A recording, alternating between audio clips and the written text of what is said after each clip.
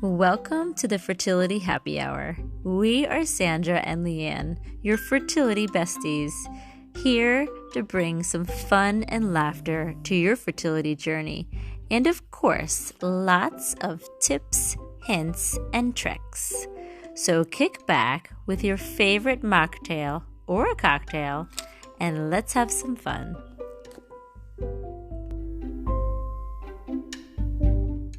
Thanks for joining us for our first ever podcast episode here on Fertility Happy Hour with Sandra and Leanne.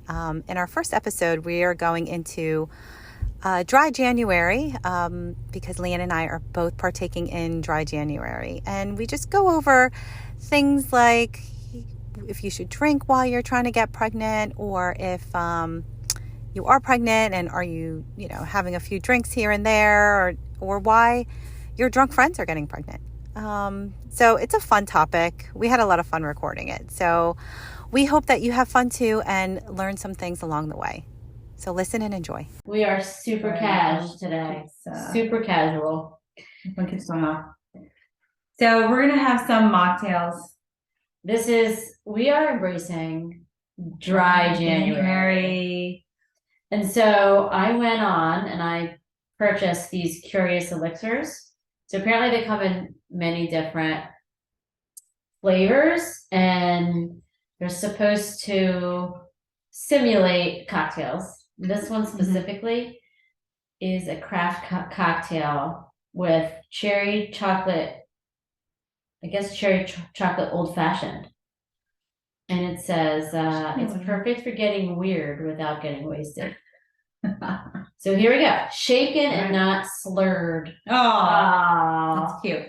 That's good. That is good. So I'm going to pop this open. Yeah, this is the new thing for me, this dry January thing. Yeah. And so we are not trying to get pregnant, but we like to follow the lead of our clients and embrace their journey with them. So cheers. Cheers. This looks good. It looks like liquid mud. I know. Well, there's chocolate, so here we go.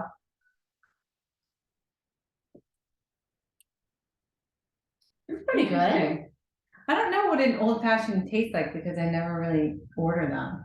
I do, and it doesn't taste like this. Oh.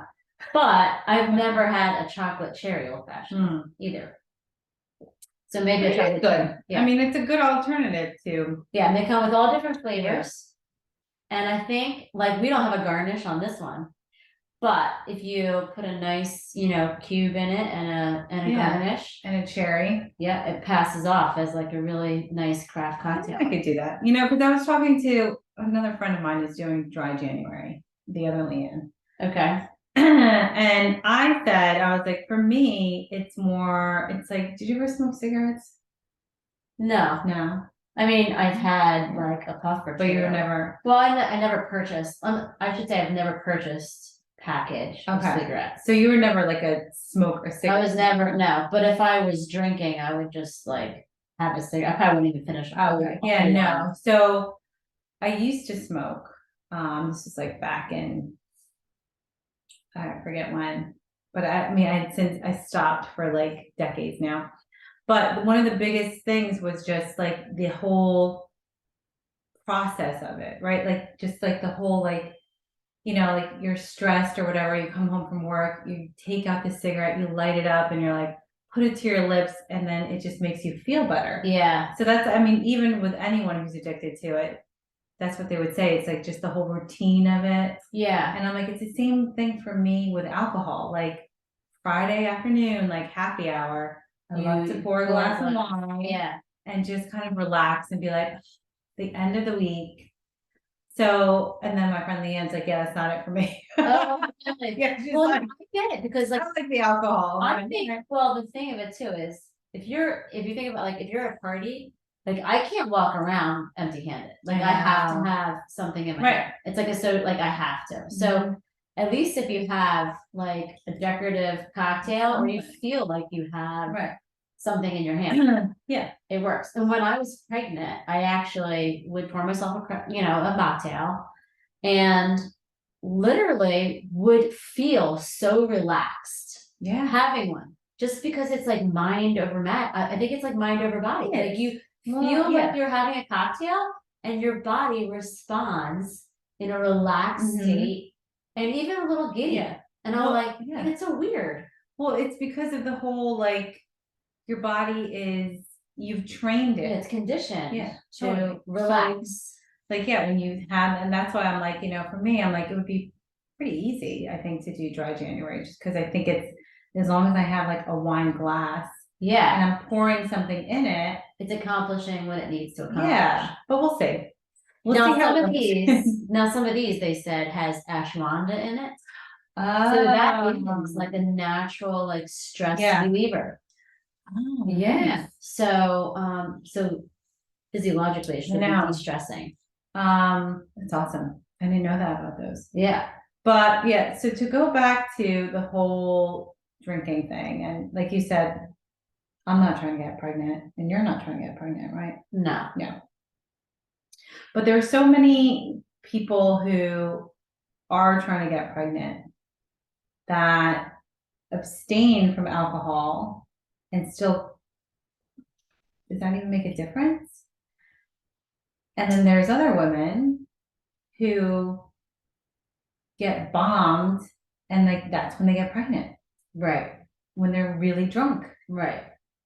So what do we say that's like, and they're not even trying. Right. And they're drunk one night and they're knocked out.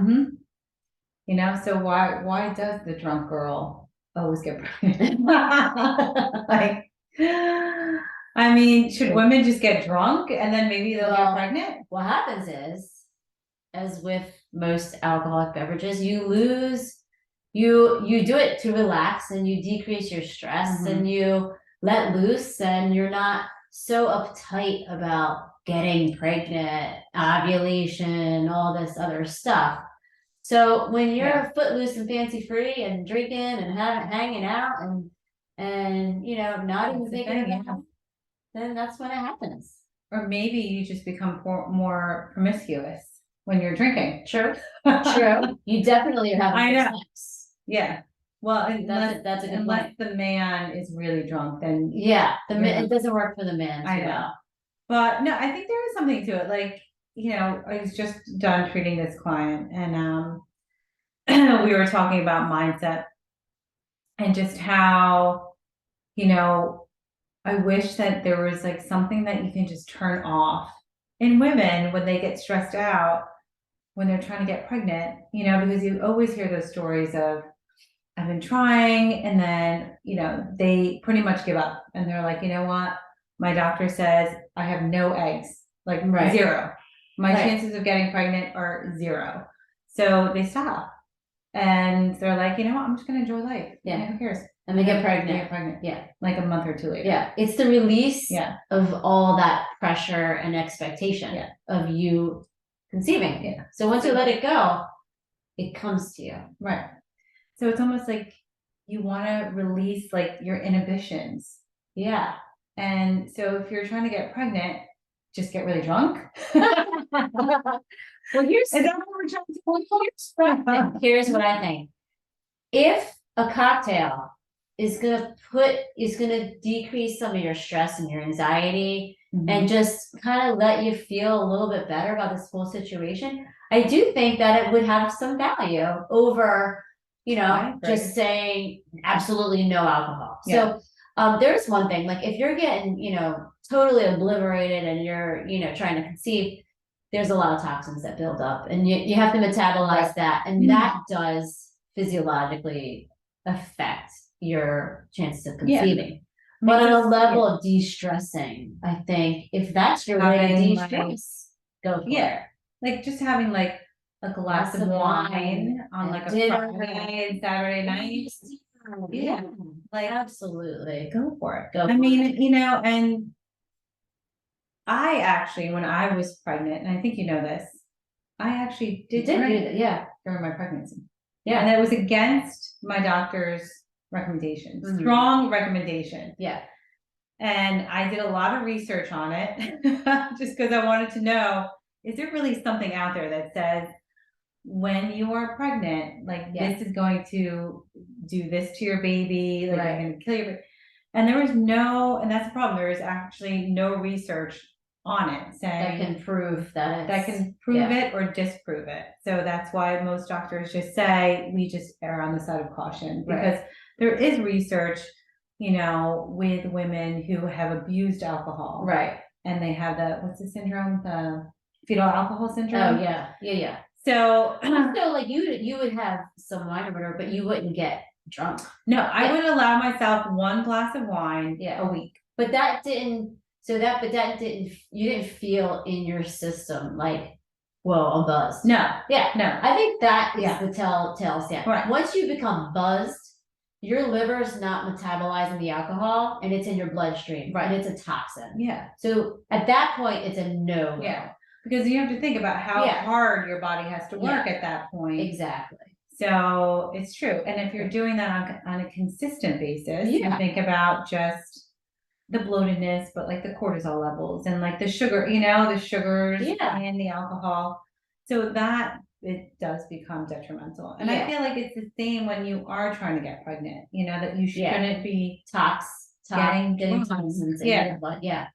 So I always tell, like, we try to tell people to kind of abstain, you know, from, not really abstain, but if you're the type that goes out, say like every Friday and Saturday night, and you drink like a bottle of wine, right? When you're actively trying to get pregnant, have like a glass or two. Yeah. You know, like just cut back, you know, like, because it's really just going to help just get rid of some of those toxins. Yeah. You know, because all those toxins are built up. If you've been doing that, I'll be the first to admit, like, I am a social drinker. So I will have, I mean, I've slowed down a lot since Cameron was born. That's what kids will do to you. Yeah. Lots of other things. But, you know, I used to drink, like, you know, go out with your friends, like before you had kids, you're like, you know, throwing back, drink after drink. Not even thinking about it. But now, like, you know. I mean, weren't you drunk when you got pregnant? I'm sure. I'm sure. Just kidding. Who knows? Sure. Proof right here that you will get pregnant when you're drunk. You can get pregnant. After 40, more drunkly. More likely you will get pregnant when you're drunk. When you're drunk. But yeah, no. So I think that's the takeaway from this is, and I think everybody's level of a cocktail versus too much drinking, you know, like I think like if you like, you know, a glass of wine is not going to affect you, go for it. I'm very highly reactive to all this stuff. I remember being pregnant with my first and didn't really drink. I had like a few sips here and there, but one night I had taken cough syrup, and I literally, is that a no-no when you're pregnant? It was one, I don't know if it was, I think it was, I had checked and I forget like how it happened, whether they told me to take a certain amount and I took that amount, or I took a certain kind, but regardless, I felt like I had poisoned my child. I was like, I feel off, I feel weird, I like don't feel right, like not drunk, but just like you just felt that, like almost like jittery, and I felt like it wasn't. It was like bad, you know? Yeah. And so like, even that, like, you know, like you can feel the way your body reacts and know, something's not right. Like this is becoming a toxin. But as long as you're aware of your body and how it responds, and you're just like, oh, I'm just going to have a relaxing glass of wine. It's not going to affect me or get me, you know, buzzed or anything like that. I think go for it. I think so too. You know, so if you're trying to get pregnant, and that's what de-stresses you. Yeah. Now, I have to say, I'm pretty relaxed having this cocktail. You know, I am too. But you know, it is kind of sweet. It is. That's the only thing. Yeah. I'm not a sweet drinker, but with like crushed ice or something like that. The right, or some of my lychee sparkling water. Yeah, that might taste good. But you could maybe get the same effects by walking around with this de-stressed. Trick your brain into it. This was good. You know, nice. Thank you for this. Yeah. You're welcome. Awesome. Well, I hope you guys learned something, besides drinking. Besides what, Learn to drink. I know. But, no, I mean, it's, Sit I think back, it's relax. good to like feel like you can be somewhat normal. And like, we Yes. want you to be normal, like we want people to feel like Yeah. they're enjoying life and doing things and not And everything. you always know the women that are trying to conceive. Yeah. Oh, you're not drinking? Are you pregnant? And then the questions start. Right. Right. Oh, are you And pregnant? I mean, Oh, you're trying. Oh, Oh, yeah. It's a very, so very sore yeah. topic. Even in the beginning phases of pregnancy, when you don't want people to know. I remember I used to walk around with like holding like my sister's drink and been like, like pretending like she would like take a big gulp and be like, no one knows that you're not drinking, You have to like hide it. I know that is kind of the annoying part, but that's why you can do what I did and drink while you're Yeah, right. Or just walk around with a few sips. just one glass of wine a week. That was Yeah. it. Now, Nothing crazy. did anybody ever judge you? No, you know what? No, because I only really did that around my good friends. I feel, well, I mean, who else do I really hang out with? Yeah. So I did though around Tom's parents. You did. And they didn't, Tom's family. Yeah. Because I would be afraid of, especially like out to dinner, and I'm like pregnant, like visibly pregnant. Yeah. So the night before I went into labor, we went out to this Mexican restaurant. And isn't that like an old wives' tale, like eat something spicy and then and I don't even think like I was going there to eat something spicy. I think I because I was having contractions earlier. Remember the story? I went because I was going to the doctor every week because I was older. So they wanted me to go weekly to check the heartbeat of the baby. And when I went in, she was like, I thought it was indigestion. She comes back, she's like, you just had a contraction. I'm like, oh, really? Is that what it was? Yeah, I was like, I thought I just ate something, like something wasn't settling well in my stomach. She's like, no, that was a contraction. And then I sat there for a little while. I didn't have another one. So she was like, you could potentially go into labor soon. So I just kept like joking around with Tom. I'm like, this is the last supper. Yeah. I gotta make it good. And I was craving Mexican food. So went out for Mexican, and there was another really pregnant girl sitting like right next to us. And I ordered a glass of wine, and I could see the husband and the wife turned and looked at me. And I think I said to Tom, I'm like, they're totally judging me right now. Totally. Right. I know, I'm like, whatever, it's baked. Like, look how big I am. Like, I'm pretty much at the hospital right now. So, I mean, and Cameron turned out completely perfect. So, but yeah. So yeah, that's when I did get. So just if you need to have a little bit, just steal your husband's without people seeing you and judging you.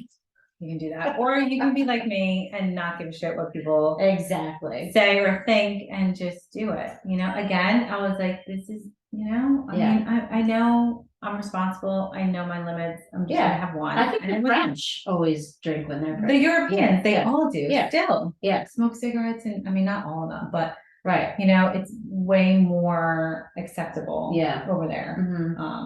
So yeah. But yeah, so that is, part of our lesson is just enjoy life, ladies. Yeah. Don't be so hard on yourself. Yeah. And stay tuned for our next fun. Have fun. Yeah. Have fun. Yeah. Just because this is your journey. There's no reason to not have fun during your journey.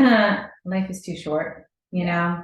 And you want to look back and have fond memories of the times that you were trying to conceive. Exactly. Not have it be like, a miserable time. Yeah. Like everything's timed and So yeah, have fun. Have that one drink and make babies. Cheers. Cheers.